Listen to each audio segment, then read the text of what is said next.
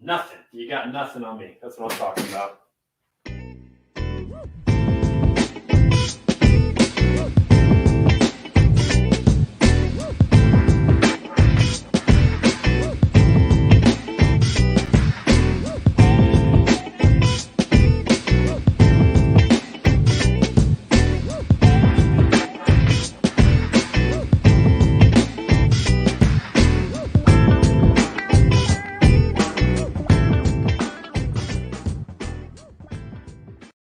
Hey, everybody. Welcome back to another episode of Standing Out, a daily podcast about sales, marketing, and leadership. We're doing things a little bit differently today. We got Michael Caney in the show already. What's up, my friend? How you doing? Trey, I'm good. It's good to see you, man. Man, we're gonna do all the sponsor stuff and everything with you right in this show, man. So you're just gonna have to go along with us. First of all, I want to give a shout out to Tafts. They're the good guys in Freight Factory. Make sure you check them out at tafts.com or just click on the link that Morgan or Ruth are gonna just put in the show notes today. Go to them, check them out. They're gonna help out, keep those drivers, get the wheels turning. And it is Labor Day, everybody. So happy Labor Day. Hope you're enjoying your 3-day weekend. Michael, we're gonna talk about Labor Day here in a minute. I'm sure you got some traditions that you do as well. And while we're here, if you're just sitting around on the couch, you might as well go to our swag store and pick out a little swag. Michael, we got to send you some swag. We got all kinds of good stuff. We got mugs. We got water bottles, all kinds of great stuff there. Check us out at shop.betaconsultinggroup.com. Pick up the swag. Be a part of our community. We're going to get you a t-shirt or something, Michael, whatever you want, man. We appreciate that. Michael, thanks for being on the show today, man. It's exciting to have you with us today for another episode of Standing Out. What is good in Chattanooga? Man, everything's good in Chattanooga. We elected a new county mayor. Big time. So like big time local politics here in Chattanooga. Like didn't know it, really never got involved in local politics, but it's kind of the thing to do in Chattanooga. It was a lot of fun. So that's the newness in Chattanooga, man. Hoping for a good fall. Like I'm ready for the kind of crispy fall. Weather turn. You've been here, right, Trey? Like you've been. I have been to Chattanooga, but not enough. I need to. Get there so rivers, streams, mountains. Like I tend to think of myself as indoorsy. Like I'm that guy. But when it cools off, I look forward to the fall weather in Chattanooga. Yes, the cool, crisp mornings, Friday night football at the high school stadiums, that kind of stuff. That's what it's all about. Now it's Labor Day, my friend. Do you have some Labor Day traditions around the house? What do you guys typically do? Man, so we talked about that in pre-show, and I was thinking like. Our Labor Day traditions typically go something like this. Hey, Labor Day's coming up. What are we doing?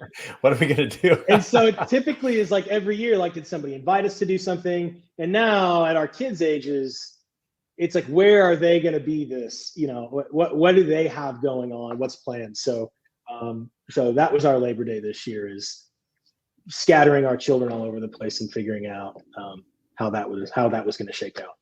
Yeah, we're going to be grilling out. That's what we do every year. We're having friends over here this afternoon. It's going to be great. I usually like to put a little chicken, a little steak, a little bit of everything, some shrimp on there. So that's kind of what we do as well. But typically it is kind of a chill day. I tend to actually work on Labor Day, and I'm going to be doing some work today. We're building a retaining wall, so I'm going to get out there and do a little bit of that later. Those in the comments, tell us what you do on Labor Day. What's your Labor Day tradition out there? Let us know what it's going to be. And you love the house stuff. Like you love the house projects. I do. That's your thing. It's kind of addictive. Yeah. I mean, not only do I like retaining wall is not what I planned for my 3-day weekend. Like it's not.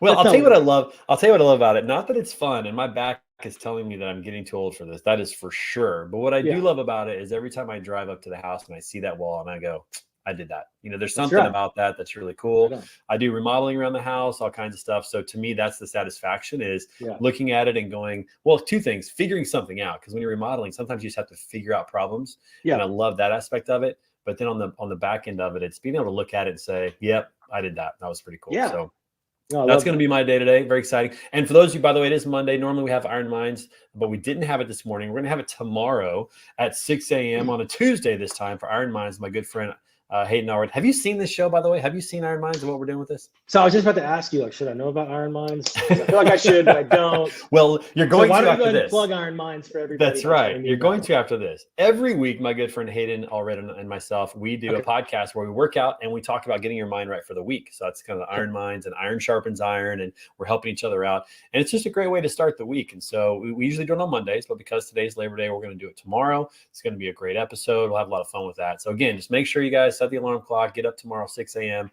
For another one of those. We've had somebody at the Jones on, we've had Chris Mayberry on, and we have guests from time to time that come on do it. So it's just another fun thing we do, just to talk to people and help people, hopefully help people out. So nice, man. That's I love about it. Yeah, that's good. All right. Well, hey, listen, let's take a moment. And for people who may not know who you are, give us 30 seconds of who Michael Caney is and what you're working on these days. Yeah, man. Thank you. Almost 20 years in the transportation logistics space.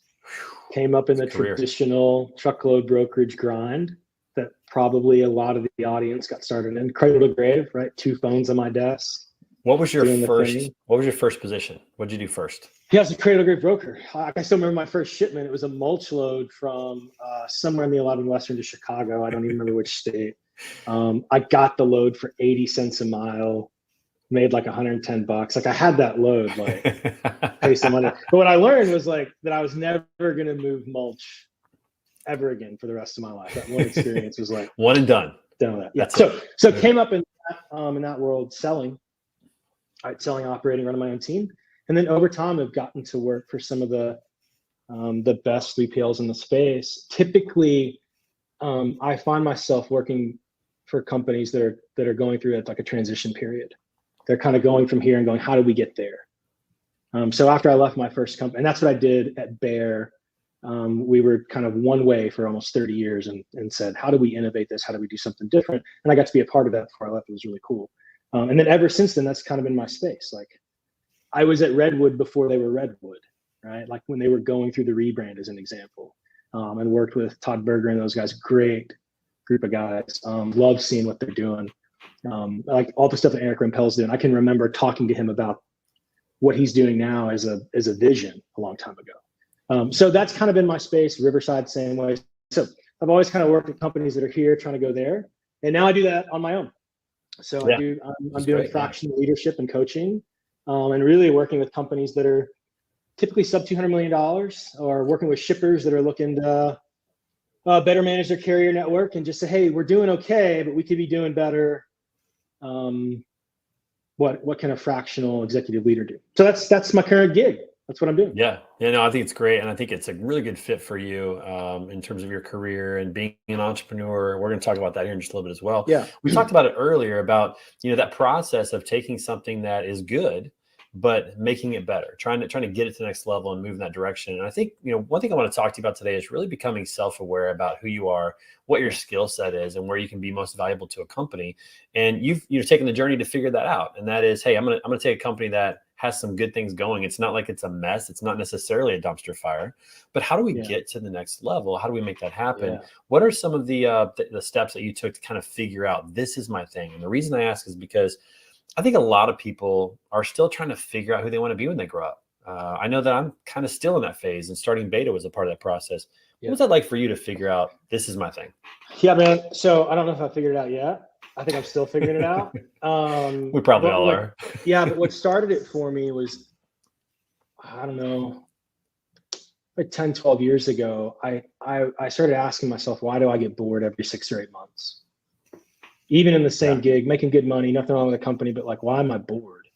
And I did a weekend thing at my church of all places that they called it an ID seminar. And I remember they put us through the Clifton Strengths Finders test. If you've never done it, it's really good. And the basic premise is this: if you focus on your weaknesses, you get this much better. If you focus on your natural strengths, you get exponentially better with a modicum amount of effort. And so I took that and I was like, oh, I'm doing all these things that are not very life-giving. I don't really enjoy them. I should just focus on these things. And so I started looking on things that had to do with strategy, ideation, coaching, helping people be better, really blending systems and people together. So I just started looking for things like that. And then the other thing that I realized in that same time period is I was way too self-taught, and I didn't know half as much as I thought I knew. And so I just wanted to get around some people that were smarter than me and work for some good people. And so I went to work for a guy named Greg Sanders at that time. And so that was kind of like the shift for me, like find people that have done what I think I want to do and listen, right? And ask a lot of questions, and then just focus on things where my natural talents are. And then when that goes away, be okay doing something different. So I'm never going to be the guy that grinds it out for 20 years at ABC public company for couple of stock options. Love you if you do it, just not my gig, right? And so I'm okay that not being my thing. Yeah. And that's that self-awareness that we're talking about. It's so critical just to know who you are, because I think it was kind of glorified. If you go back 30 years ago, that, 30-year career, one company, that was considered being responsible. That was considered being, somebody had a good head on their shoulders, and the person that was maybe bouncing around, it got the other treatment on that.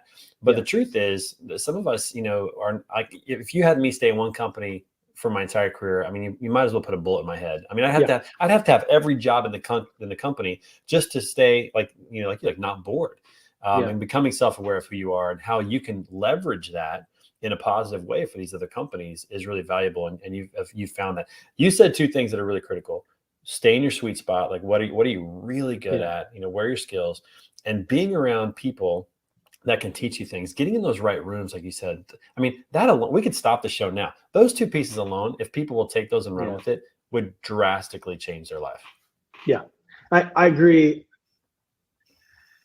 The challenging thing is you have to be willing to listen. All right. So the challenging thing for me, past tense, and will be going forward, is anybody things done very fast. What that means is that sometimes people are afraid to give me feedback. And so it's a problem, right? So self-awareness is you have to be open. Like, so I've had to really work on thinking about, how do I listen? Am I creating enough space for people to be able to give me feedback? Do I know what's going on?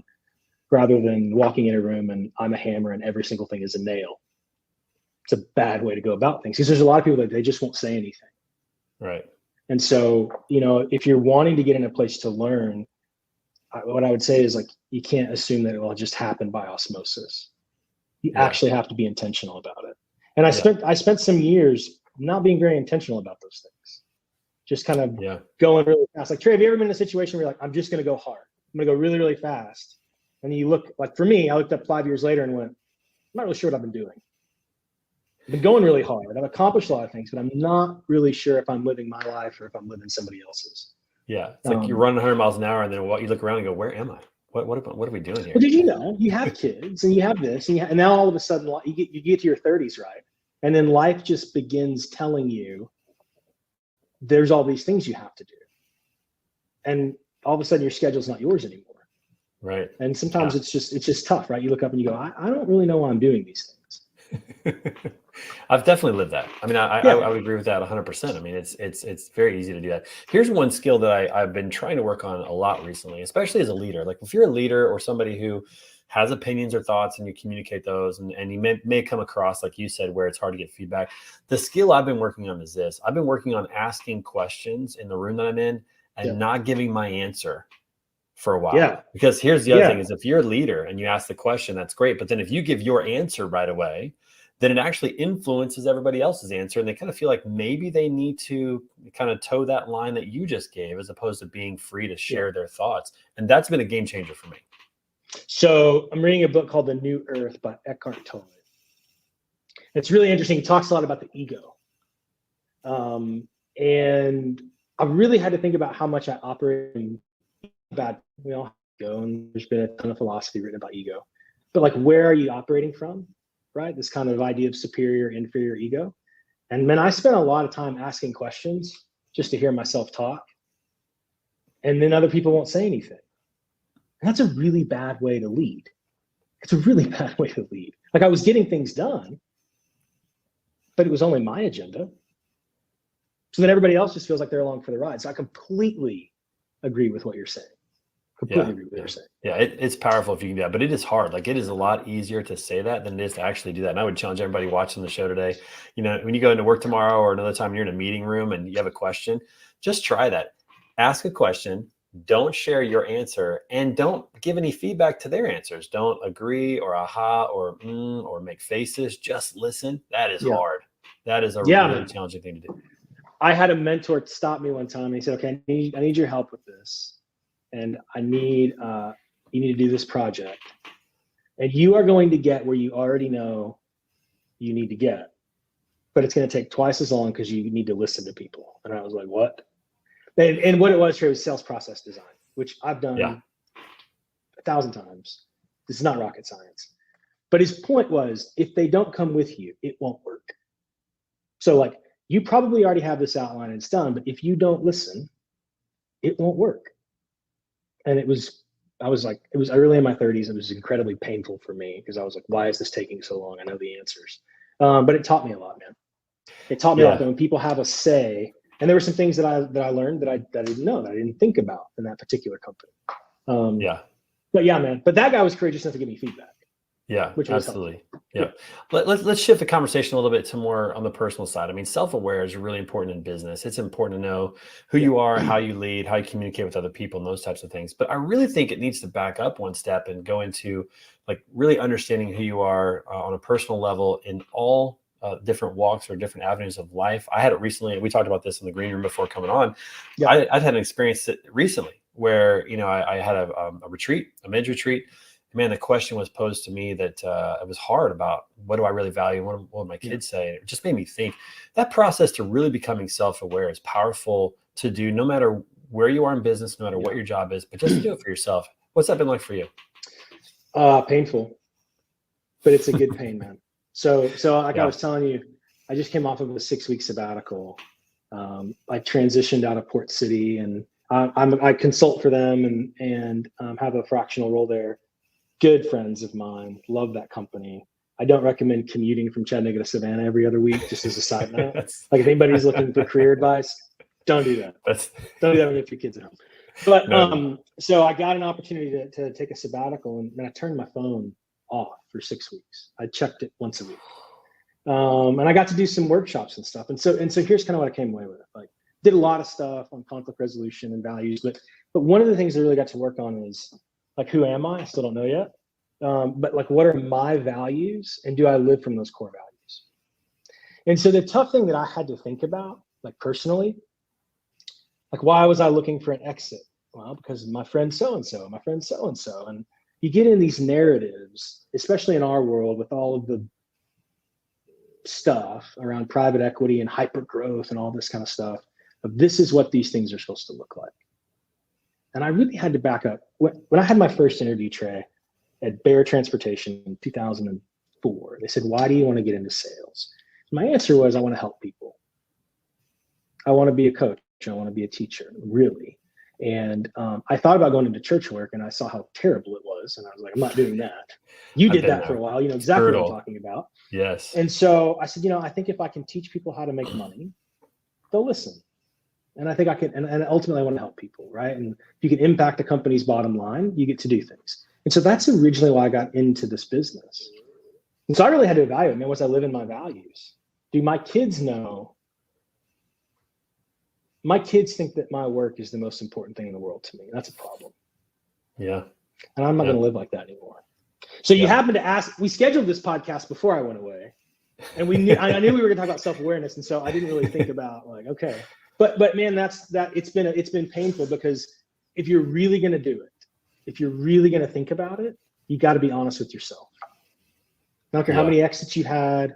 I don't care if you've done it with seed money, without seed money. If you're a founder, a C, fill in the blank. I don't really care. If your kids think that you love your work more than them, it's a problem. Unless that's your value. Some people's values may be I care more about my work. For me, my core values are my family, my wife, helping people. And I had to really reevaluate what I was doing.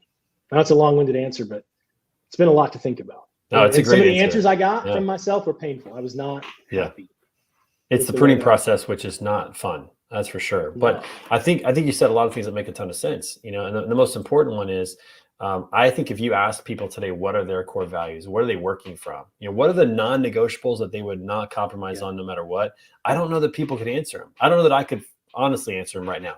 So this is eye-opening for me to say, man, I need to dig in a little bit and make sure that, because I have them for my company, but do I have them for myself? And I think this is something each person, I'm just going to go on a little rant real quick. If each person had a mission statement, what is it that they're pursuing, and a vision statement of what it's going to look like when they do it, when they accomplish it, when they get there, and what are their core values, that changes the whole game on how they work, maybe where they work, maybe how long they work, or what their purpose is. And again, it's not that there's right or wrong core values. It's, do you have them and are you living by them? you know, and that's really yeah. success. A lot of times we measure success with, like you said, hyper growth company. Well, if your company's not hyper growth, maybe you're not successful, or if you haven't exited this many times or whatever. But the truth is, I think if you are true to yourself, your mission, your vision, your core values of who you are as a person, I don't think you can, I mean, being successful is kind of natural at that point, you know, but you got to go through the work. Yeah. And you get to define success. Like you get to define it, like living according. So one of the coaches I was working with, they handed us a stack of pieces of paper this thick, and they were little bitty cards, like with a core value and a little definition. And they said, okay, make 3 columns. Very important to me, not important to me. So like world peace, ecology, not important to me. Those are big problems for somebody else to solve. But like, you know, all of these are good things. But the point is, you got to narrow down to 10. You got to pick 10 things. And, you know, going through the exercise, like, these are the things I really care about. And the whole point that this coach was talking about is like, when you begin living outside of your core values, you get disconnected. And you just, you know, for me, I get all disorganized. I'm very unhappy. I'm a very unpleasant person to be around. And I've been living in a very disconnected state for a long time. Like, so I had to really think, like, what does this mean to me without any external validation? Without a mentor or this definition of success or this person who says things saying, yeah, that's right on. What is valuable to me without external validation? That was not powerful. An easy exercise. If you've never done it, if you're listening, you've never done it, I would encourage you to take some time away and do it. It's a bigger undertaking than you might think. It's that thought of, you get to the end of your life, what are you going to look back on and say, yeah, I did it. I got it done, and I'm happy about it. You know, like, what is really going to matter? And thinking like that is, you know, it's difficult. It's really difficult. And it's really difficult to not think about outside influences of what other people want for you. Maybe your parents, maybe your spouse, your boss, a close friend, whatever. Yeah. That's really challenging. So I have to ask the question that I'm pretty sure everybody's wondering right now is, what was it like checking your phone only once a week? And how long were you? And how long did you get to check it? Like, is this a 5-minute check, or is this like you get it for the whole day? Past the point, I didn't want to check it. I was like, oh, I'm gonna turn it back. I'll put it back in the drawer. Right? I just was like, I mean, I really was checking it for the purpose of following up on some projects, making sure things were scheduled. But man, I didn't. I wrote, I read, I prayed. Like, I just, and like I don't know if I said it when we started recording in the pre-show, but like, I now use that focus thing on the iPhone, where like I have my personal focus and it's on most of the time. Where like, if I don't want to hear from you, like, you better call 3 times or whatever, however you break through the notifications. Like, you might want to call me 3 times because I probably don't want to talk to you. Because otherwise it was just like noise. But here's what's weird, man. I was like weird for a week. Like, the lack of noise was really bothersome. I'm sure. Like, it took me a hot minute to get just clear. Yeah. So it was weird, man. But I don't miss it. Like, it's now just a utility. I can see that. And you know, something that I've started doing recently that kind of goes along with what you're saying is, I started not picking up my phone in the morning.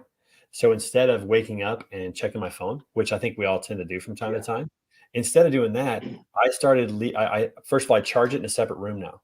So it's not by my bed. It's not in my bedroom. And it's really out of sight, which is nice.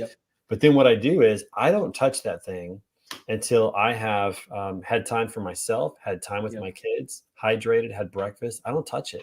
And there's something really freeing about being unplugged like that, where I don't know that I've ever really experienced that before until now. Like, it's crazy. Yeah. You know, what you're talking about really is, I hate to use this word because it's been picked up and just overused, but you're talking about self-care. And I really hated that phrase, man. Don't talk to me about self, like, whatever, dude. Like, I take care of my kids. I take care of my family. What? I mean, I work out, but like, really that idea of pausing and reflecting and like having space to think and not be like, I always wanted to be on. Yeah. That's like, the temptation, from the time the alarm went off, I always wanted to be on. And you mentioned something earlier. What you were saying about saying is, we pick up these messages, right? People put these messages on us. It could have been a pastor or a coach or a parent. And so like, sometimes you have to just unplug and go, why do I believe this? Right. Like, who told me this? Right. Right. Is it because it's hashtag hustle? Like somebody put it on LinkedIn, and so now I'm hustling because Gary Vee said so. Screw that, man. Like, but a lot of people function that way. I did.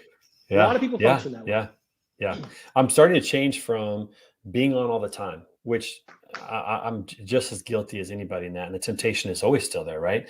To being on for a certain period of time, which is typically from about 7:30 in the morning till about 4:30 or 5 at night. And what we've done as a family, and this has been, I'm telling you, this is hard. This has not been easy. I don't pick up my phone in the morning. And then when my kids get home from school, we put our phones over on the charging station together. And it's hard because I miss things. I might miss a text message. I might miss an email. Maybe something urgent, right? And it's has hard. Anything burned down because you missed it? Not yet. You know what? In the 6 weeks I was gone, the world kept functioning without me. Right. Like, I'm really not that big a deal, Trey. That's what I figured out. Like, I'm really not that important. That's right. That's the truth. Except for the woman I'm married to and the 3 little kids that call me dad. Yeah, it puts everything in perspective. But, when you start to get that habit, then you start to realize this is really nice. This is actually nice to sit here and to not think about what's going on, or to not feel a text message and like, oh, what's that? I need to check it. And to be fully present.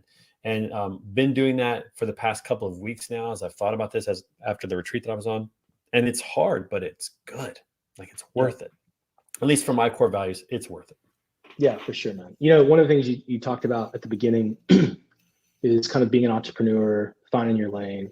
One of the things that I do, so I typically am working with kind of founder-led, later stage, profitable logistics companies, right, that are trying to get to the next level. But I've also got 3 or 4 early stage logistics technology companies. And one of the things I really love doing is working with young founders. Right? Because you see the brightness in their eyes, the brightness of their ideas, and they're just trying to get something off the ground. And it's really a lot of fun to help young founders that just want to get something going, right? Like I don't have to be the founder of XYZ unicorn, but man, if I can work with some of those guys, so like that's the lane I found. Like maybe I'm not that guy, that's okay. But man, like the idea of like helping somebody get something from seed to like their first $1 million in ARR, their first 5 million, like I get a lot of life out of that. And that's cool. Yeah. Like that's cool for me. Yeah. You know what I'm saying? Yeah. It's life-giving. And I think it's great that you recognize that too, because that's such a huge benefit. Because, my good friend Nate Schutz, we've talked about founders a lot. Like, it's a lonely job. It's a hard job, and to have somebody come alongside and say, hey, I don't need to be the man. I'll just help you. I'm here to help you and do what you. And this is what I love about having my own company now. Because, we've both worked for companies before. When you work for a company, you're only helping that company.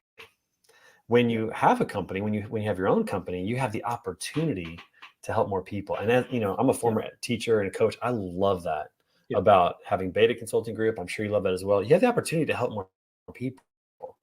That's pretty fulfilling. And then I love people's stories. So I love hearing where people come from. How did they start their company?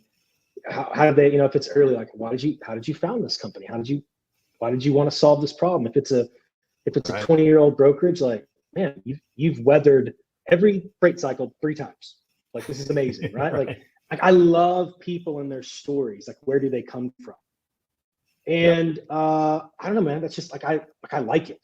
I like hearing where people come from. And man, if they're willing to let me help them, like that's very honoring to me. Like I kind of get to step into somebody's world for 3 or 6 months, and then like it keeps going. Right? That's the most beautiful thing, right? And I'm sure you see it too in your consulting, right? It's 100%. I mean, because you're helping people tell stories, right? Yeah, exactly. I mean, we're storytellers. I mean, that's what we love, because everybody has a story and it's unique and it talks a lot about who they are and what they care about. So absolutely love all that. I'm excited for what you're doing, man. It's super. Hey, listen, before we let you go, we got a couple new segments we got to run through. First of all, did you know what national day it is today? No. Do I want to know? I think you will. This guy might go along. It is National Be Late for Something Day. And listen, I got to tell you something. People who are late, they say this, people who are late and not always on time are actually the more successful people in life, because they're not worried about as much stuff. I don't know if that's true or not, But if it's Labor Day, so be late for something out there, everybody. If you're a little late today, enjoy it. It's you have permission to be late. You have permission to be late. You have permission to be late to work tomorrow because you went too hard. I don't know if it's going to fit tomorrow, but that's all right. But that's today. But then the second segment is this.